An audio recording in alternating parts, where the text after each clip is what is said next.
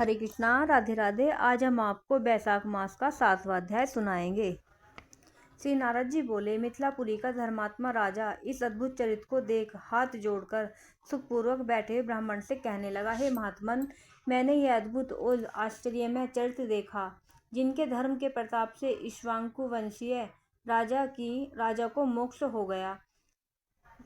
इस धर्म को विस्तार से कृपा कर मुझे सुनाइए। राजा के प्रश्न को सुनकर महात्मा श्रुतदेव जी बोले, धन्य है। यह कह राजा की प्रशंसा करते हुए बोले, हे सौम्य, शुभ भागवत धर्मों का वर्णन मैं तेरे आगे कहता हूँ।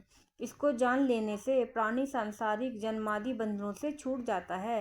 बैसाख में जो धर्म है, जैसे जल का घड़ा देना, प्याऊ लगाना, मार्ग में छाया करना, बावड़ी, कुआं, तालाब, धर्मशाला बनवाना, सूर्योदय से पहले प्रतिदिन स्नान करना, मधुसूदन भगवान का सुगंधित कोमल पुष्पों से पूजन करना, कथा सुनना, मार्ग से थके हुए की हवा करना, श्रम को दूर करने वाला गोरस गुड़ का शरबत पिलाना, जूता, खड़ाऊ, छतरी, पंखा, तिल, शहद, ईख, कपूर, कस्तूरी, चंदन, सुगंधित वस्तु, शैया, खाट, फल, दही, नैवेद्य आदि दान करना, गौओं को घास डालना, अन्नदान इत्यादि करना, शरीर पर तेल आदि मर्दन न करना, पत्ते पर भोजन करना, यह सब धर्म बैसाख मास में उत्तम है। स्त्रियों को माधव भगवान का पूजन फूलों से करना चाहिए। ऐसा न करने से पुत्र, आयु तथा पति सुख प्राप्त नहीं होते हैं।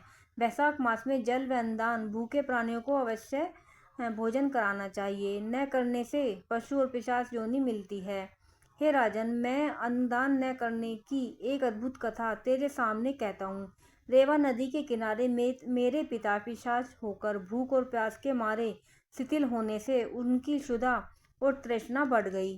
छायाहीन शैवल के वृक्ष के पास अन्न न मिलने के कारण अपना ही मांस खाने से कंठ के बीच में मांस खड़ा हो गया।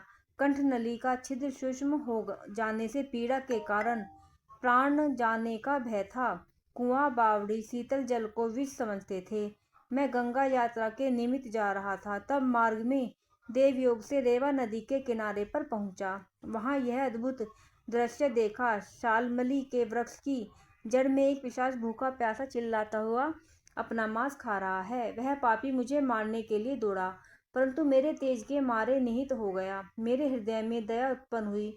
तब मैंने उससे कहा, डर मत, तू कौन है, जल्दी बता, तुझे कष्ट से अभी छुड़ा दूंगा। मेरे ऐसा कहने पर अपना पुत्र मुझे न जान कहने लगा कि मैं पहले आनर्त देश में भूव्राख्य नगर में जन्मा था। मेरा नाम मैत्र था और संस्कृति गोत्र में उत्पन्न हुआ था। तप, दान, विद्या और यज्ञ आदि मेरी बड़ी निष्ठा थी। मैंने संपूर्ण विद्या पढ़ी और पढ़ाई, संपूर्ण तीर्थों में स्नान किए। हे अंग, मैंने भिक्षा के लोभ से बैसाख मास में अन्न का दान नहीं किया। इससे विचार होता है कि इसी कारण मुझे पिशाच की योनि मिली। अब मेरे घर पर श्रुतदेव नाम का पुत्र है, जो बड़ा ख्यातिवान है। उससे मेरी दशा कह देना कि तेरा पिता अन्नदान न करने से स्वर्ग नहीं गया और नर्मदा नदी के तीर पर बड़ा दुखी हो अपना ही मांस खाकर वृक्ष की जड़ में पिशाच बना बैठा है। अतः पिता की पिशाच योनि से छुड़ाने के लिए बैसाख मास में प्रातःकाल स्नान कर विष्णु पूजा और भक्तिपूर्वक जल से मेरा तर्पण करे। फिर किसी ब्राह्मण को अन्नदान करे, जिससे कि मैं विष्णु पद को प्राप्त हो जाऊं। यदि तुम मुझ पर दया करोगे तो तुम्हारा कल्याण होगा।